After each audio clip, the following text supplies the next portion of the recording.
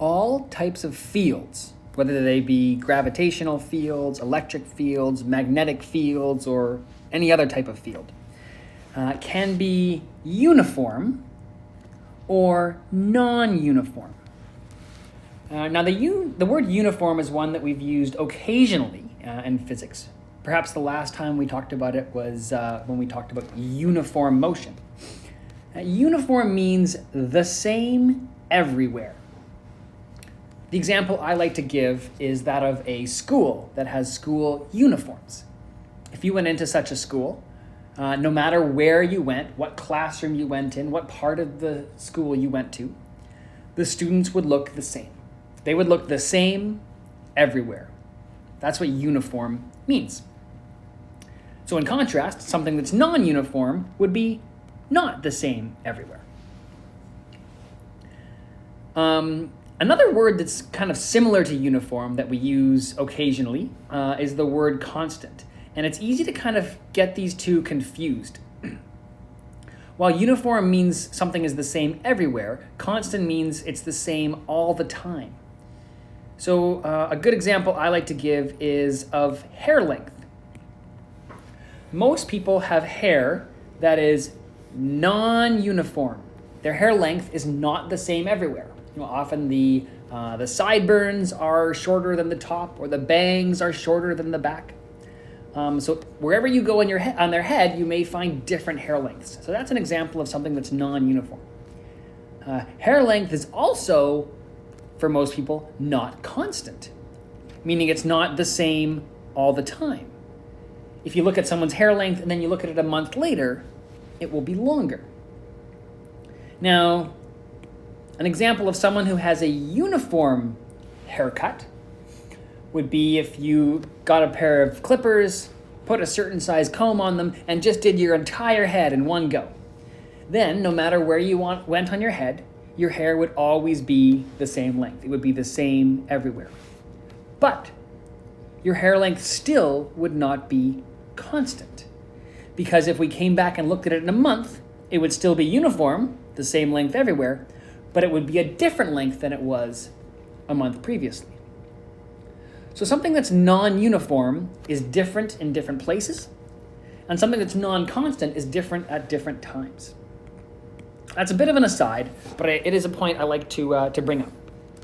So, thinking of this idea of uniform and non-uniform for fields, it turns out for gravitational fields, we've actually already seen examples of both of these.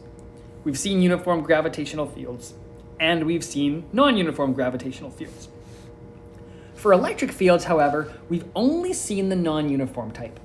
So today, we're going to talk about an example of a uniform electric field, and also kind of review some of the previous sort of shapes of fields that we've looked at. So the first thing I want to talk about is an example of a non-uniform gravitational field. And the example I'd like to use here is that of the Earth.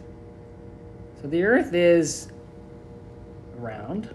Let's say we're just looking at, not the whole Earth, but we're looking at sort of a chunk of it here.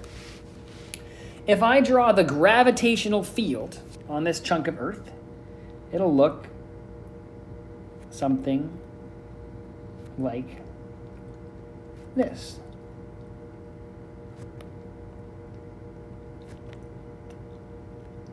Remember, gravitational field points in the direction that mass would be pulled. Mass is always pulled down towards Earth.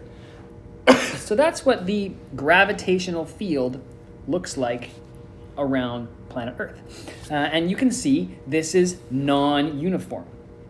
For example, over here, the gravitational field is going sort of down and to the left. And over here, it's going sort of down and to the right. And over here, it's going straight down. So it has different directions at different places. Or in other words, its direction varies. Now, we can also see that its magnitude varies. Remember, when we're looking at field lines, the direction is obviously the way the arrows are pointing. And the magnitude is kind of conveyed by the density of the lines. So although this isn't super obvious in this example, you can kind of see so here near the surface, these lines are pretty close together. And as we get further and further away, the lines get a bit further apart. So the density of the lines is higher close to the Earth's surface, and it's less further away. This means the electric field, or the gravitational field, is strong when they're close together and we're close to Earth's surface, and the gravitational field is weak when we're further away and the lines are more spaced apart. So again, these arrows represent the gravitational field, which is little g. And what's more, we actually know a formula that tells us the strength of the gravitational field. That formula is this guy.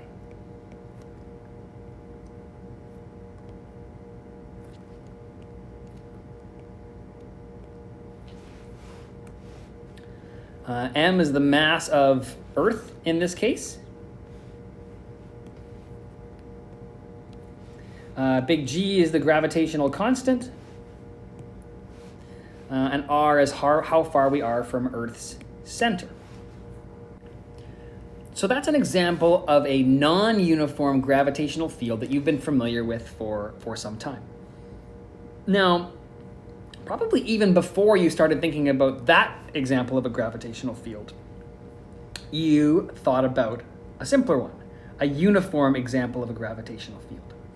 And what I want you to imagine doing here is imagine we're going to zoom in on part of the Earth. Maybe we're going to just zoom in on this part right here, or maybe even a bit of a smaller section. That section right there. We're just going to zoom in on that. And notice, if I just look at that section, the curve of the Earth is not very much. It almost looks like it could just be flat at that point. And that section doesn't actually go up very high above Earth. It's really just one region where the arrows are pretty much both pointing the same direction. And they're pretty much the same spacing everywhere in that sort of yellow region. So if we zoom in on that region and draw that down here, it'll look like this. There's the Earth. Try and make that a bit straighter. Okay. It looks flat when we zoom in on it. And the gravitational field lines are just going to look like they're going straight down.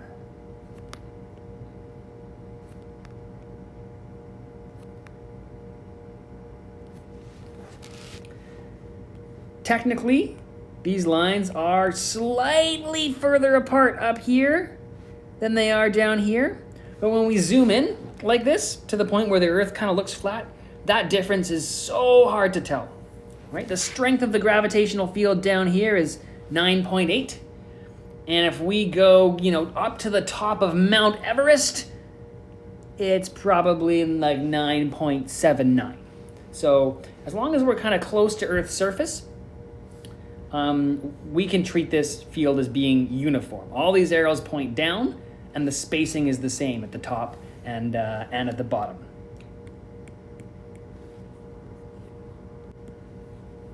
Okay, so there's my drawing of the gravitational field near Earth's surface. And that is an example of one that is uniform. The direction is the same everywhere, and the magnitude is the same everywhere.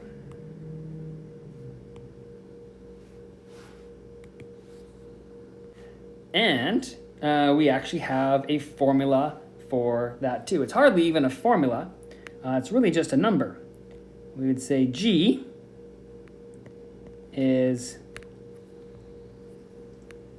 9.8 newtons per kilogram.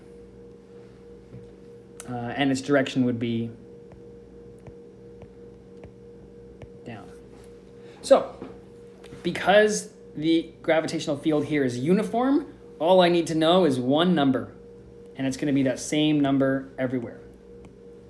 Because the gravitational field up here is non-uniform, I can't just describe it as one number. I need an equation for calculating it. And depending on where I apply that equation, I will get a different number. Now let's look at electric fields.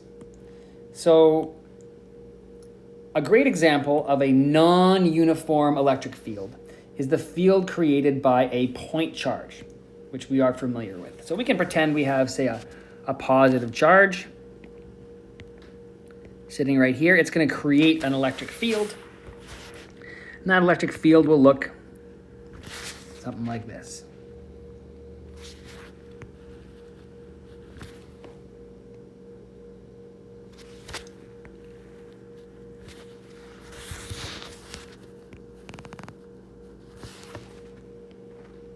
Remember, electric field points in the direction the force would be on a positive charge. So these field lines are going away because if I placed another positive charge somewhere on the screen here, it would be pushed away from this charge because like charges or like polarities repel. So just like the blue lines over here on the left side represented little g, the gravitational field, the blue lines on the right side are going to represent capital E, the electric field.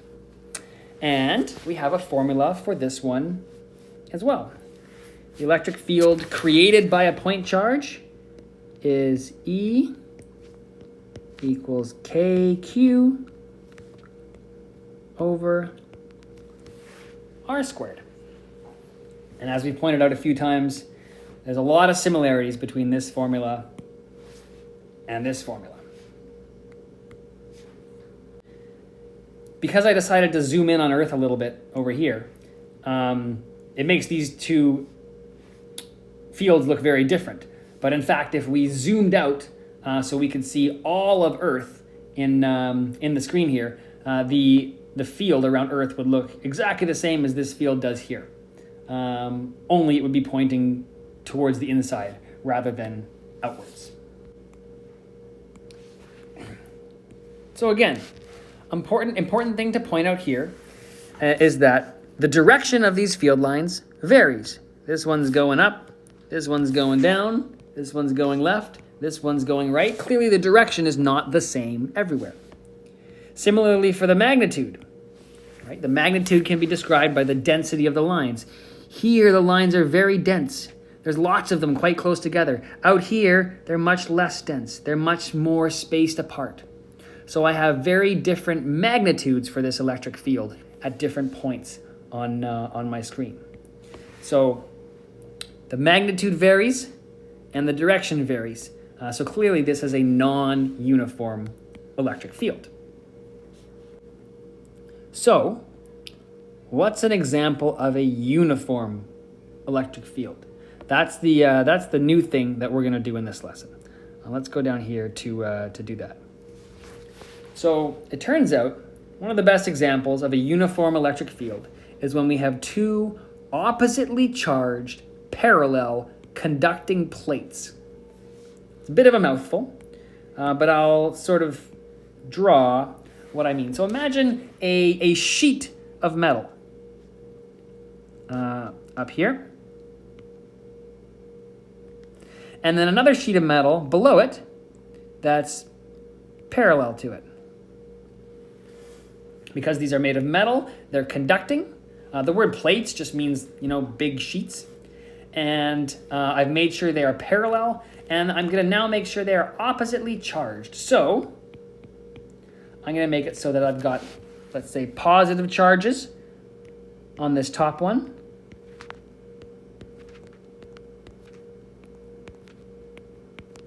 And negative charges on the bottom one. Now, I don't want to dwell too much on how we can do this. There are a few ways we could make this happen. We do have machines that are sort of good at pumping electrons from one place to another. A Van de Graaff generator is a good example of that.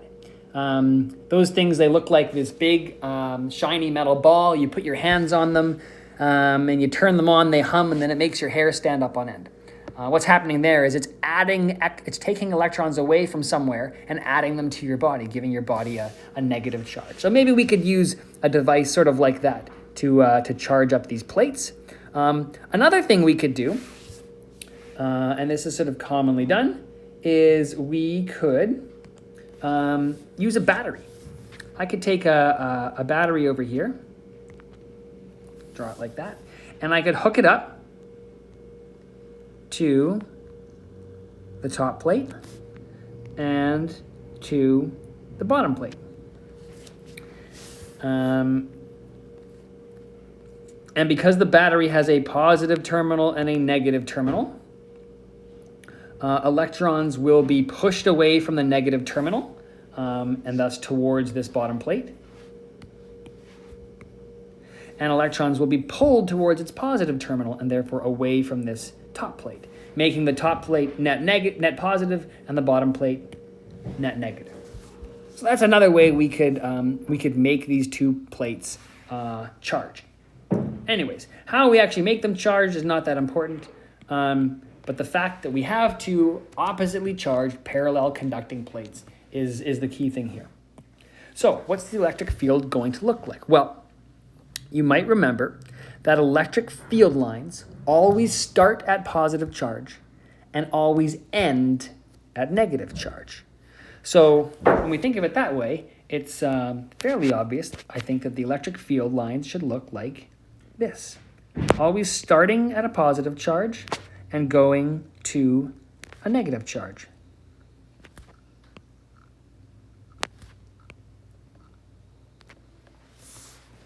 And there you can see we have a field that is very uniform.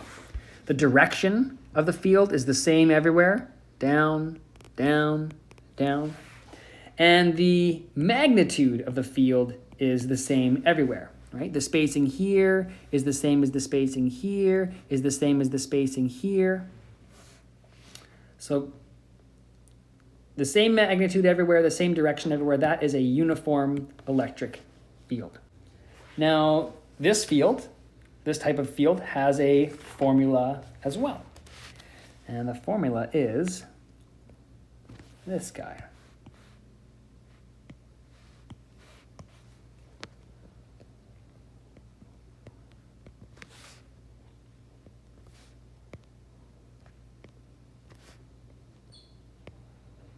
E equals delta V over D. Now, one common mistake that students will often make is they are so used to using this formula for calculating electric field that they'll just use it all the time, and they'll try and use it down here. And they'll make Q like the charge on one of these plates, and they'll make R maybe the distance between the plates or something like that. That does not work. This formula up top that's highlighted only works for the electric field created by a point charge. Now, that's the only electric field we've looked at so far. So up till now, we've been able to use that formula all the time. But going forward, we have to remember we can only use that formula for point charges.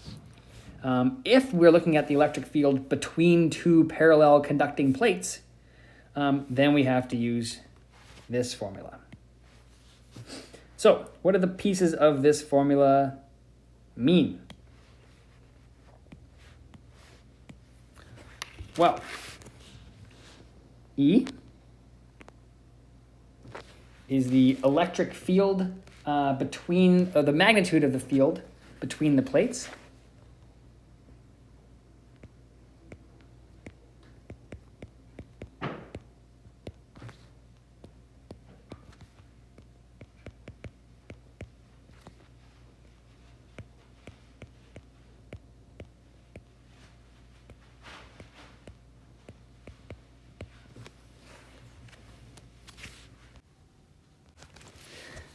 Delta V is the potential difference between the plates.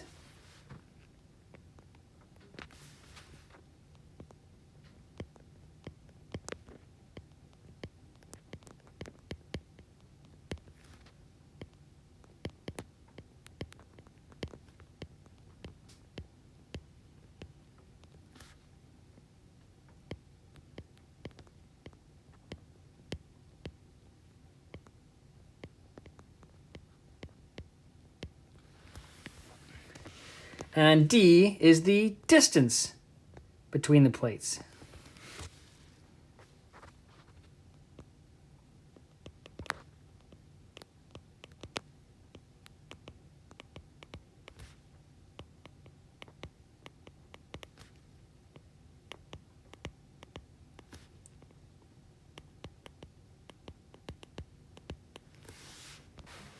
Now, up here, we had two formulas for calculating the field because the field was going to be a different number at different locations. So we needed to be able to find out what that number is. Down here, I just had a single number because the field was uniform. It was going to be the same everywhere. So I just needed one number. Here I have a formula again, but it's important to note that for a given set of plates, once I have a charge set up here and a charge set up here, I'll have one value for delta V, one value for the distance between the plates. So once I calculate this number, it'll be the same everywhere between these plates. I do have to calculate it. I don't know it already off the bat, but once I calculate it, it'll be the same everywhere. All right. So there are just a couple more details I want to add about fields. And so those details are down here. If we're talking about gravitational fields, field lines go from high to low potential. Now, we don't often talk about gravitational potential, but it does exist. And we can really think of it, if we're close to the surface of the Earth, as height. So if here's the surface of the Earth right here, this place would be high up, high potential, and a place down here would be low potential. One is literally high and one is low. And you can see the gravitational field lines go from high to low. Also, mass will be pushed in the same direction, from high to low potential. If I take a rock and I place the rock up here, the gravitational field will push it from its place high up to a place low down. I said push, I guess I should say pull, but either way. So the field lines go from high to low, and mass is pushed from high to low.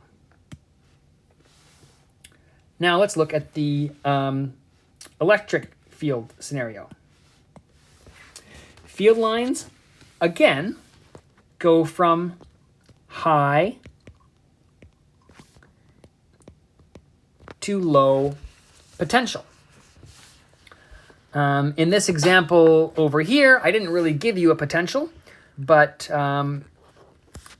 we could have something like maybe this top plate has a potential of 12 volts and the bottom plate has a potential of 0 volts or something like that. We would have a higher potential at the top and a lower potential at the bottom.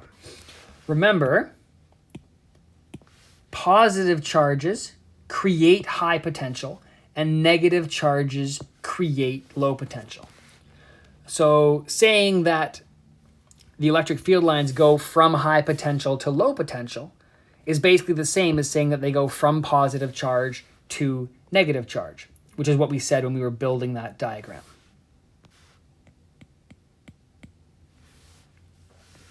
Okay, so in the gravitational field, we talked about what would happen if I placed a rock in that gravitational field.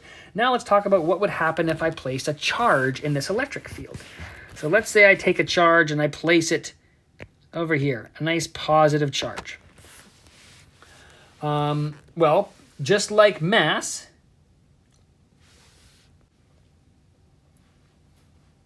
is pushed from high to low potential, the same is true for positive charge.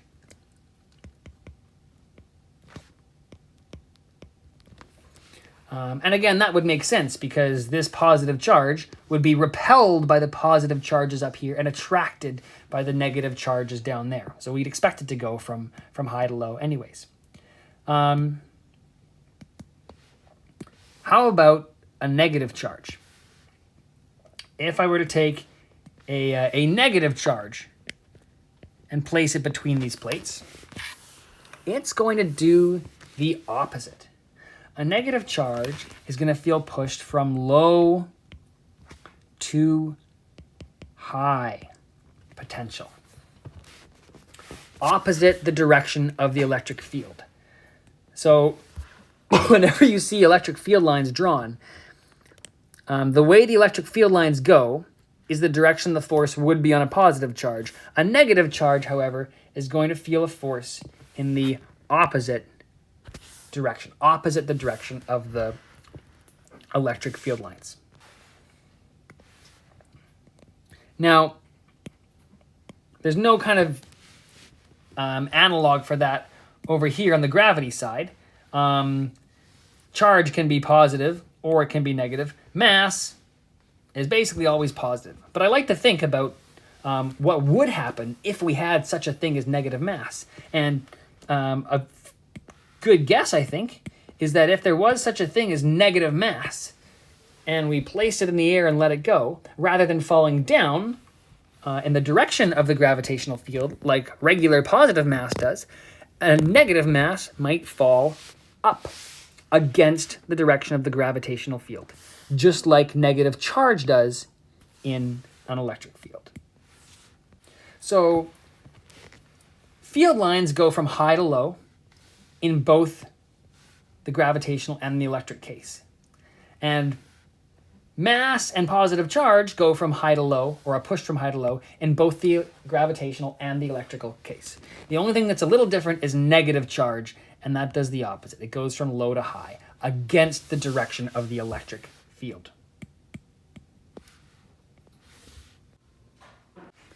So, with this new information about what the electric field is like between oppositely charged parallel conducting plates, let's tackle a couple of example problems that use these concepts.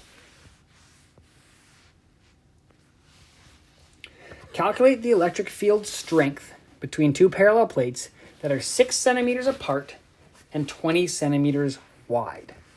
The potential of the top plate is 6 volts, and the bottom plate is negative 6 volts. Okay, so I'm just going to draw these plates out.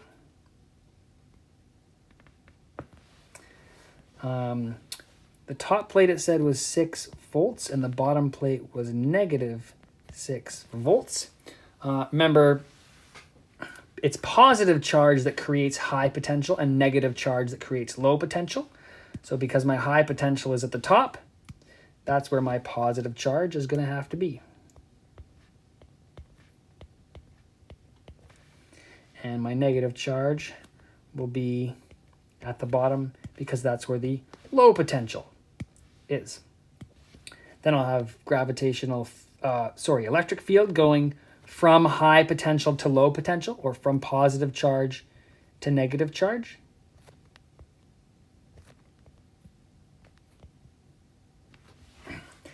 And I know that these plates are 6 centimeters apart. So from here to here is 6 centimeters. Maybe I'll actually put the voltage in black too.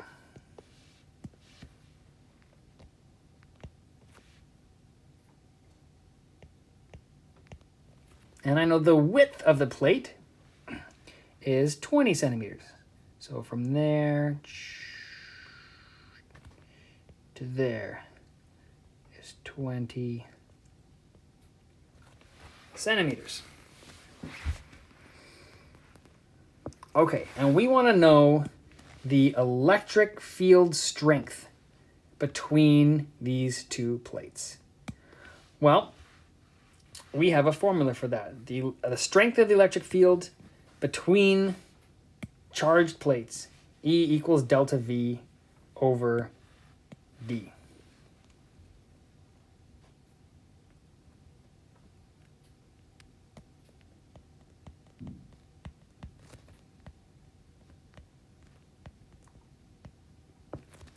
Now this formula, like some others we have, has a vector in it.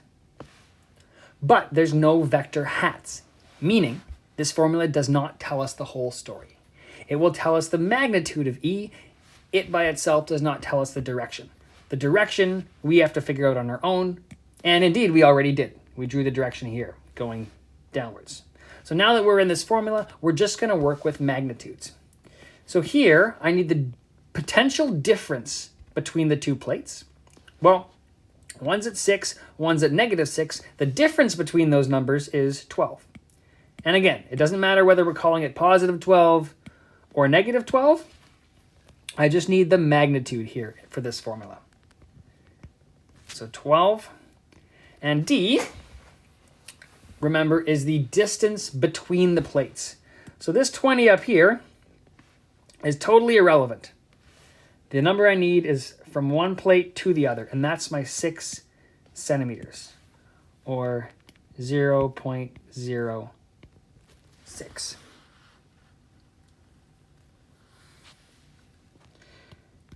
So I get 200 is my answer. Now, for units, the good old units that we've always been using for electric field, that are pretty much the standard unit that we should probably keep using, are newtons per coulomb. But this new formula shows us that there's another unit for electric field too. Since I can calculate electric field by taking a number of volts and dividing it by a number of meters, another unit for electric field is volts per meter. So that's actually an interesting unit because it tells us sort of what this 200 means. It's the number of volts of potential change I would see as I go from one plate to the other for every meter I travel. So here we're not going a full meter, we're only going 6 centimeters. So I don't do a full 200 volts of change. But if this exact same electric field that I have here kind of continued on down and down and down and down for a whole meter, I would see a total change of 200 volts. Because the electric field is 200 volts per meter. Now, as I said, this formula does not tell us the magnitude, or it does not tell us the direction, sorry. It does tell us the magnitude, and we use it indeed to find the magnitude. The direction, if we needed to know it, we would find out on our own, and indeed, we already did that when we drew it over here. However, in this question, we are just asked to find the electric field strength, so just the magnitude. We don't actually even need the direction.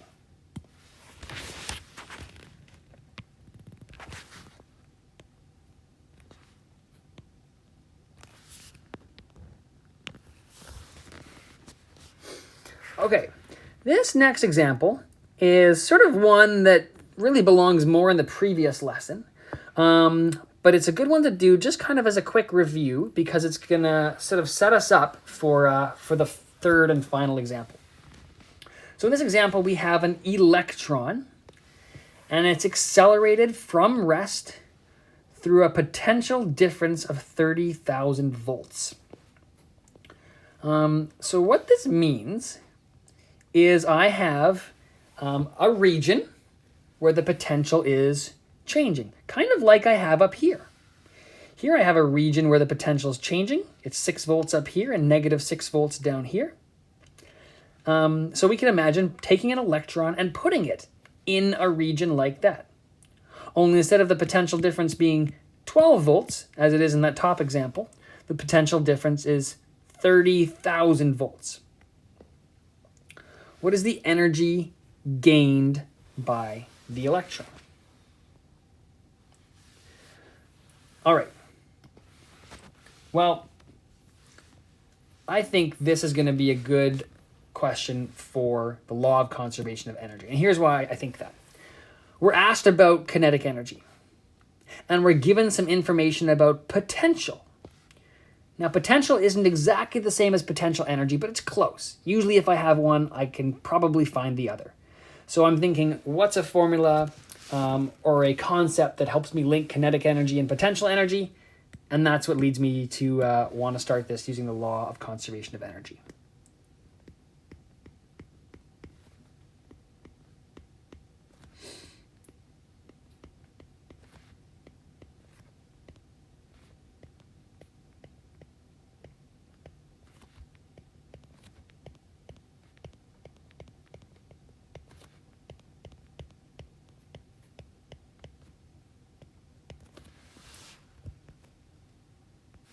Okay, so what do I have here? Well, my electron is accelerated from rest, so that means I'm starting with no kinetic energy.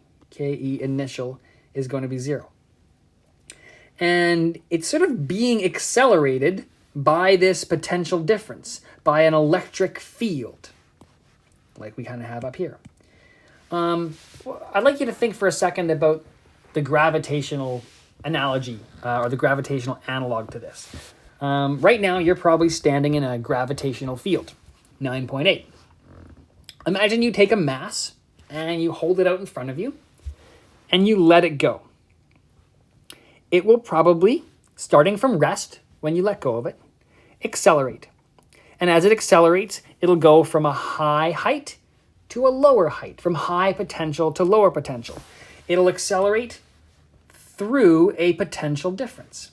So that's exactly what's happening here. When you hold an object out in front of you and let it go, it's accelerated from rest through a potential difference. That's exactly what this electron is doing. Now, in the case of you holding a mass out in front of you, there is some work done on that mass, but it's being done by the gravitational field. And work done by gravity, well, we have a potential energy formula for that. It's called gravitational potential energy. So it's counted in that term here, which means we don't count it in this work term. The same is true for this electric situation we're looking at. The thing that accelerates this electron, that exerts a force on it, that does work on it, is the electric field. But we have a formula for calculating the potential energy due to an electric field. So that's going to be counted here and here. Any work done by the electric field, we don't want to count it here, or we'd be double counting it. So, work done by the electric field does not count. In this question, there's no mention of anything else pushing or pulling on the electron. So the work other is going to be 0. Then, if we rearrange this, I'm going to put the potential energies on the right-hand side and bring the kinetic energy over to the left.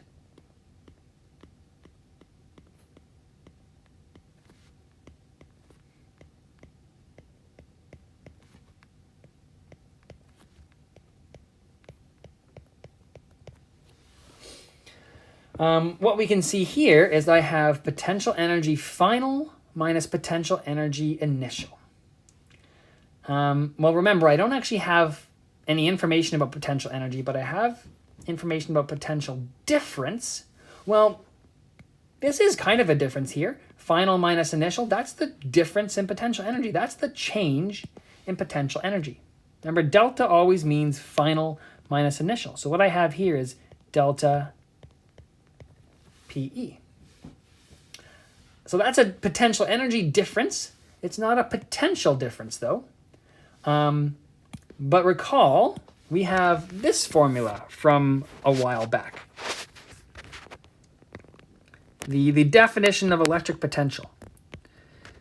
It's potential energy per unit of charge. And we said one of the things we can do with this formula is we can toss a delta on both sides. Totally valid. And then it becomes a formula not for potential, but for the change in potential. So we see here that delta PE is the same as delta V times Q. So over here where I have my delta PE, I'm going to replace it with Q times delta V.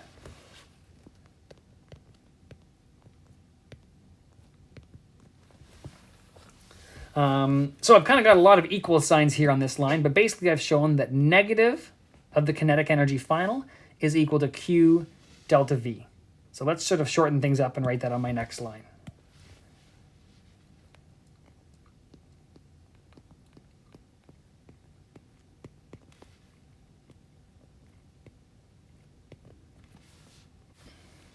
Okay, so now I think we can start plugging numbers in. In this formula here, because we've got energy in it, there's no vectors, just scalars. But a lot of these scalars, like potential energy, like work, can be positive or negative. So it's important that I use positives and negatives in this formula. So when I'm subbing in a number for Q, well, Q is going to be the charge on my electron. I have to account for the fact that electrons are negative. So negative 1.6 times 10 to the negative 19 coulombs, the charge on my electron. And my delta V also can be positive or negative. Well, let's see. We know from the previous page that negative charge is pushed from low to high potential.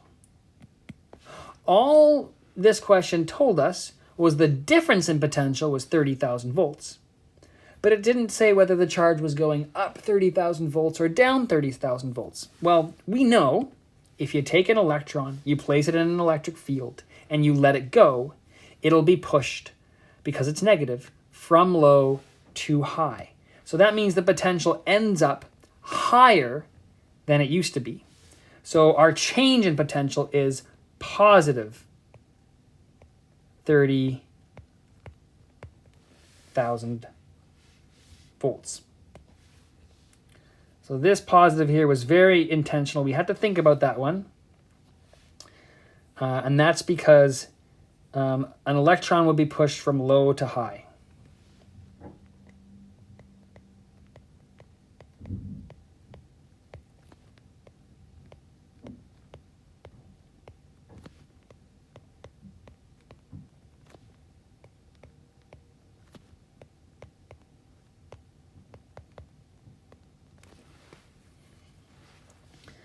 So, looking back at the equation I've got now, I've got a negative sign on both sides. So those negatives can cancel each other out. And if I simply take these two numbers I have here and multiply them together, that should give me the kinetic energy final.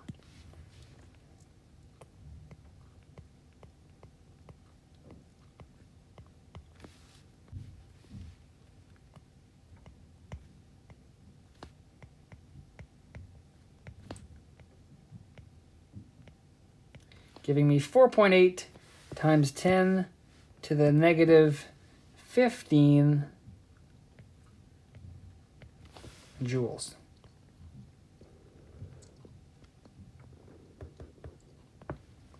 So that is my final kinetic energy. I was asked about the kinetic energy gained, but since it started from rest with no kinetic energy, whatever kinetic energy I have at the end will actually be the gain. So that kinetic energy final is my energy gained. So again, we didn't really use any new information from today's lesson in that question. It was more a review of previous stuff. But it's sort of combining these ideas from this first example and from the second example that's going to let us tackle the third example. Okay, so here we have a proton. Initially at rest, and it's released between the two parallel plates shown. What is the magnitude? First question, what is the magnitude and direction of the electric field? So that has nothing to do with the proton. Again, in this unit, it's often good to think, what are the charges creating the electric field that I'm interested in? And what are the charges that are affected by the electric field? Well, here I'd say these charged plates are creating the electric field we're interested in. and that proton is going to be affected by it. So I'm going to have an electric field between these two plates. I know that electric field goes from high to low potential. Another way we can remember that is high potential is created by positive charge. So I must have positive charges on this plate. And negative or low potential is created by negative charge. So I must have negative charges on this plate. Then again, it sort of seems obvious that the electric field will leave positive charge and go to negative charge.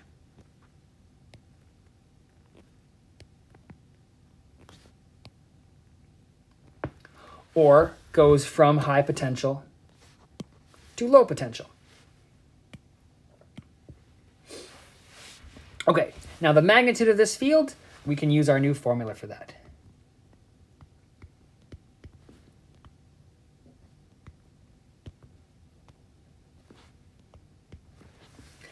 Again, only magnitudes go in this formula. The direction for the electric field, we have already figured out using information given in the question.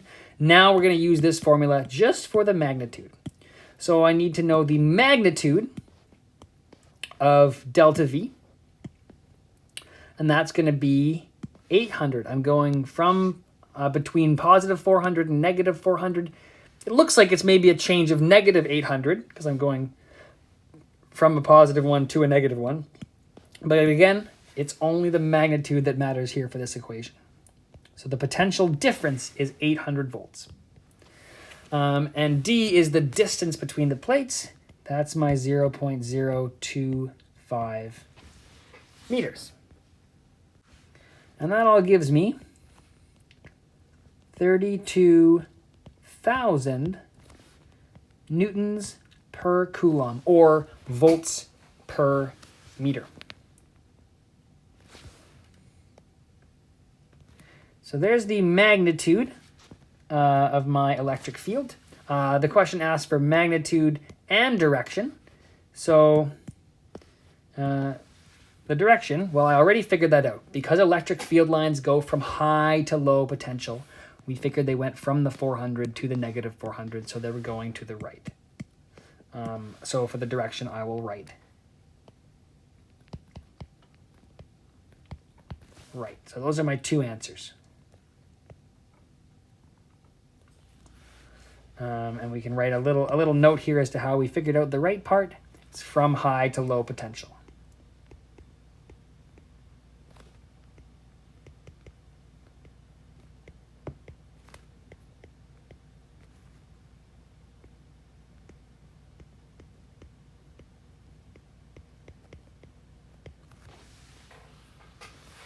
Next question. What is the magnitude of the electrostatic force acting on the proton? So again, we've got these charged plates creating this electric field, and then I've got this proton, another charge, being affected by it. And the effect it feels is a force. So the formula we're going to use is, the one I say is the often but unnecessarily forgotten formula. F equals QE. It seems to be a one that people forget a lot, which is odd because it's so similar to a formula that we use all the time, Fg equals mg.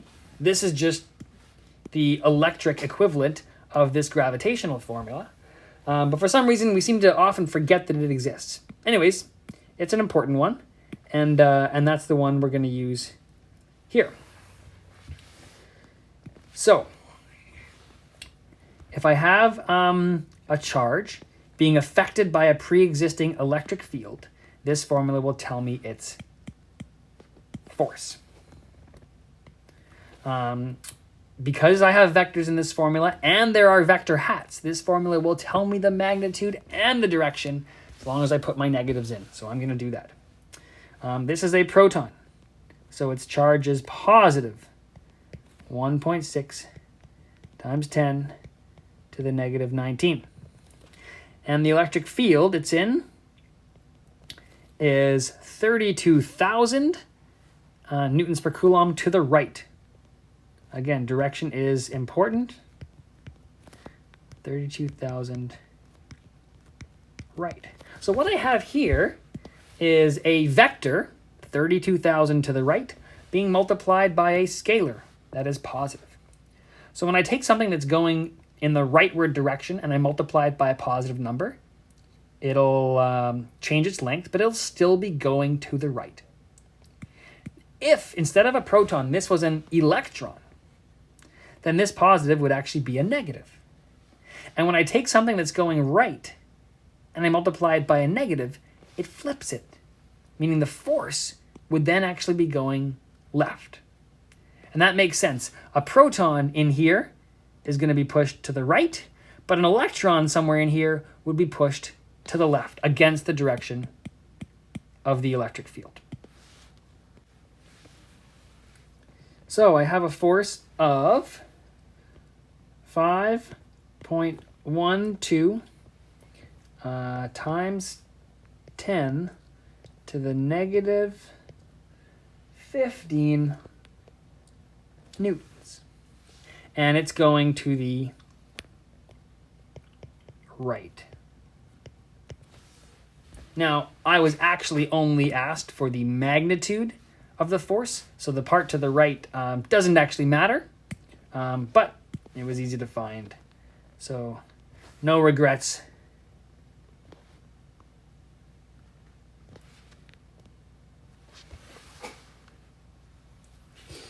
Okay, now finally, I want to know the velocity of the proton when it exits the negative 400 volt plate. So as you can kind of see, this proton will feel a force in the direction of the electric field, so to the right. And that will accelerate it. It'll go faster and faster and faster and faster and faster along this line until it gets to this plate, and then it'll shoot right through the hole and out the other side, creating a nice little nifty proton gun.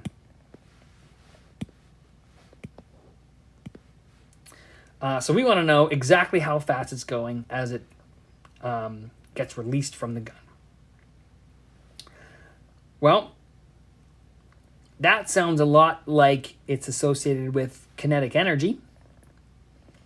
And we have some information about potential, which is pretty similar to potential energy. So I think using the law of conservation of energy, like we did up here, might serve us well in this example. Let's see.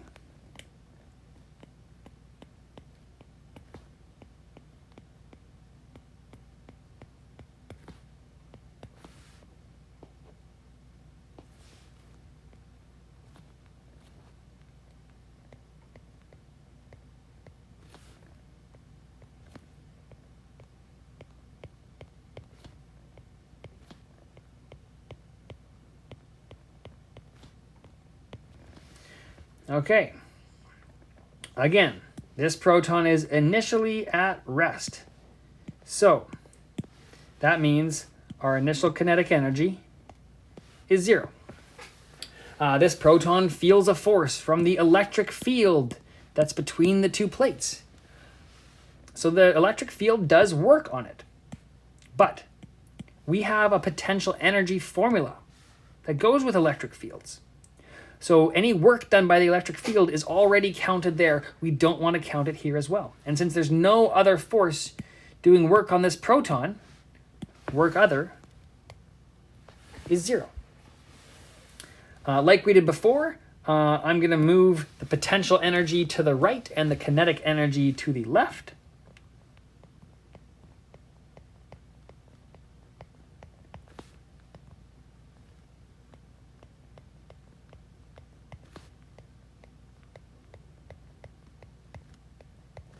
Then I'm going to realize that final minus initial is just the change.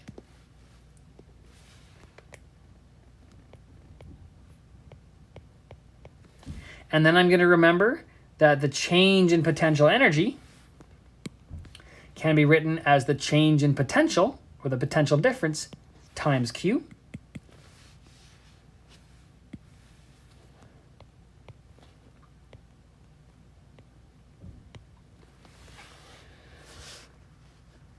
And I'm going to tighten this equation up a little bit and rewrite it.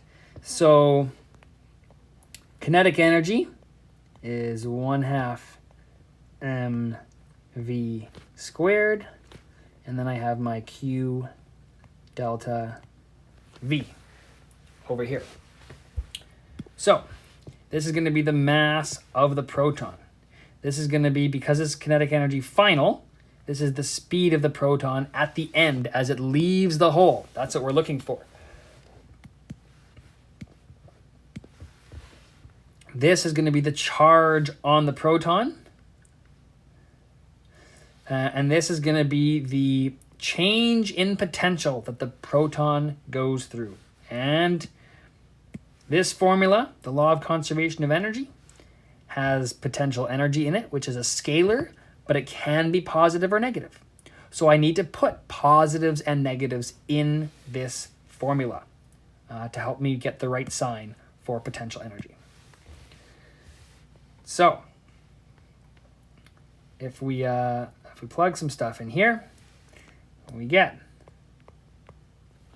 the mass of a proton is 1.67 times 10 to the negative 27 kilograms.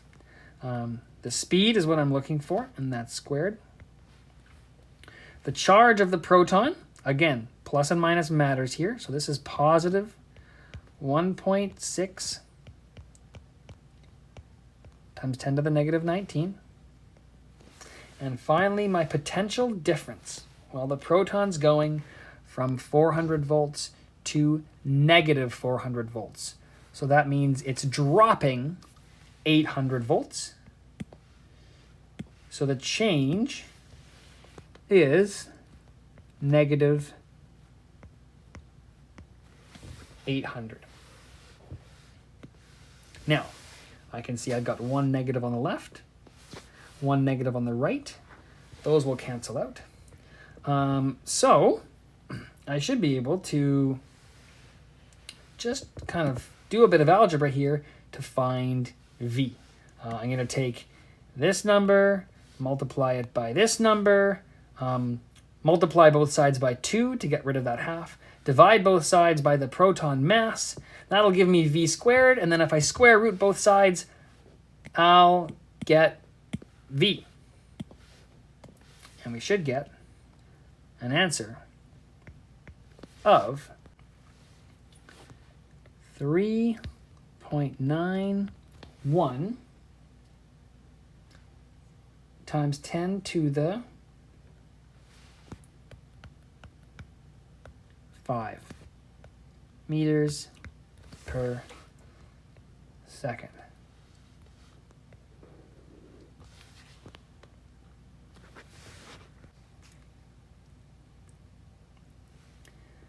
Now, we've been using the law of conservation of energy a lot lately, so it kind of felt natural to use it here. But not all of these questions have just one way to be done. And this question in particular has another way we could do it that is maybe one that didn't come to mind right away, but is probably just about the same amount of work. So that method is this. I know, because I found it, the force on the proton right there. And I know the mass of a proton. Heck, I used it down here. So because I have the force and the mass, I could use F equals ma. And I could use that to find the acceleration of the proton. So now I have a proton that's starting over here at this plate at rest, and it's accelerating as it moves along towards the other plate over a distance of 0.025 meters, and I want to know its speed as it comes out the other end. So that is now just a basic 1D kinematics problem. So VF, VI, A, D, and T. VI would be 0 because the proton starts at rest. D would be 0.025 meters, the distance between the plates. And A, we could find from F equals ma, since we already know the force and we already know the mass of the proton. So I'm not really sure which of these two methods is easier. I don't think anyone is sort of smarter than the other. Again, conservation of energy seemed like a logical fit here because we've just been using it a lot lately, but there's this other method we could have used as well. So that really just wraps up this lesson. The new concepts here are really just in this bit of the front page. When I have two oppositely charged parallel conducting plates, I will get a uniform electric field between the two, meaning its direction is the same everywhere between the plates and its magnitude is the same everywhere. The plate that has the positive charge will be at a higher potential because positive charges create high potential. The plate that has a negative charge will be at a lower potential because negative charge creates low potential.